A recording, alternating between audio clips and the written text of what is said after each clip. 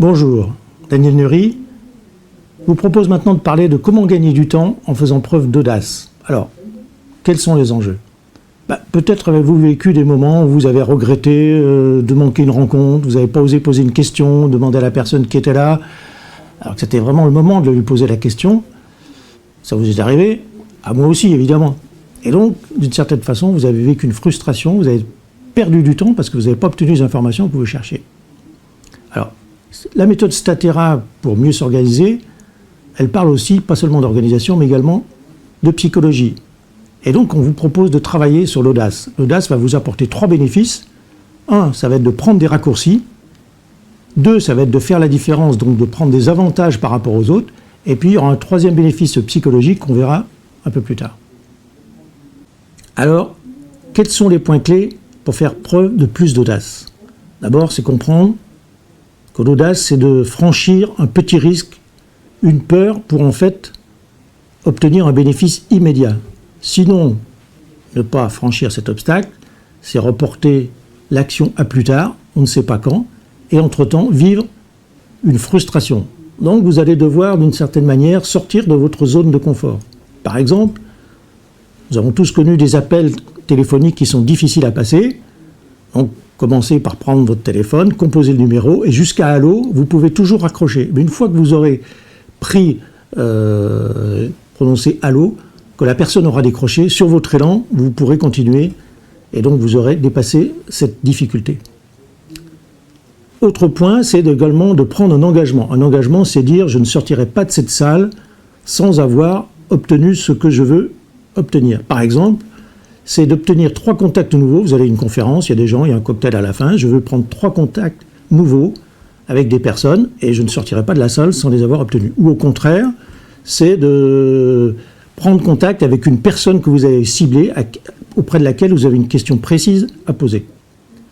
Également, ça peut être l'audace, ça va être de poser une question en public, évidemment qui est très stressant et difficile. À vous de choisir la bonne question et l'idéal, c'est de poser la question dans les premières personnes qui posent la question, parce que plus vous allez attendre, plus la question sera difficile à poser.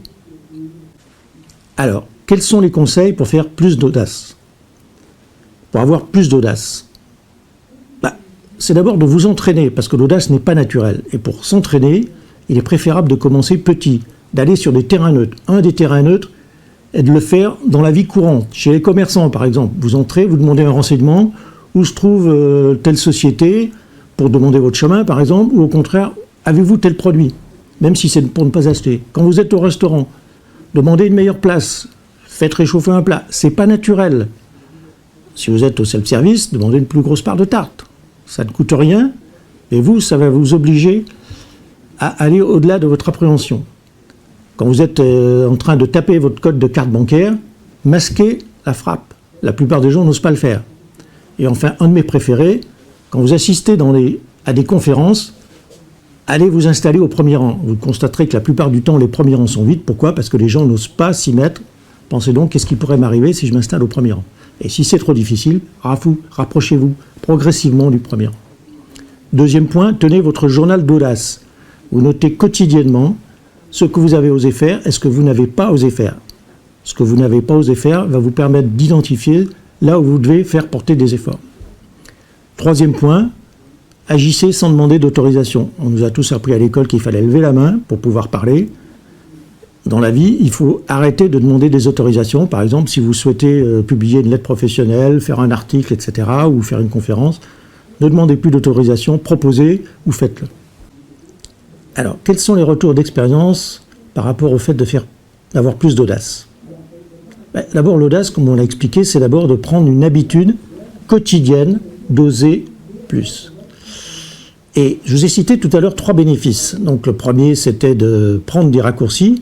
Le deuxième, c'était de faire la différence, avoir des avantages par rapport à la concurrence. Et le troisième, c'est que l'audace, ça vous allez le vivre en découvrant, elle est euphorisante, elle vous apporte de l'énergie. Donc d'une part, vous aurez atteint ce que vous cherchez à obtenir en ayant fait preuve d'audace, en dépassant l'obstacle, mais en même temps, vous allez acquérir de l'énergie qui va vous aider pour franchir ou accomplir les autres tâches que vous avez à accomplir. Un autre point, alors ça que j'ai vécu de manière personnelle, de manière très forte, c'est de rejouer vos dépassements. Par exemple, quand j'étais enfant, je n'osais pas demander mon chemin. Alors, je disais toujours, les gens ne savent pas, c'est pas la peine de leur demander. En fait, c'était de la timidité. Alors que maintenant, chaque fois que je repose cette question, intérieurement, je revis une certaine jouissance d'avoir su dépasser cet obstacle. Et donc, ce que je vous propose, c'est de rejouer de manière systématique vos dépassements et vous allez ressentir une très grande satisfaction.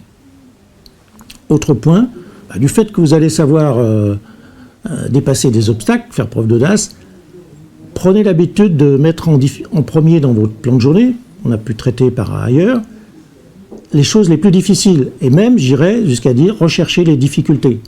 Et mettre donc le plus difficile en premier. Voilà. Je vous souhaite maintenant de nombreuses audaces.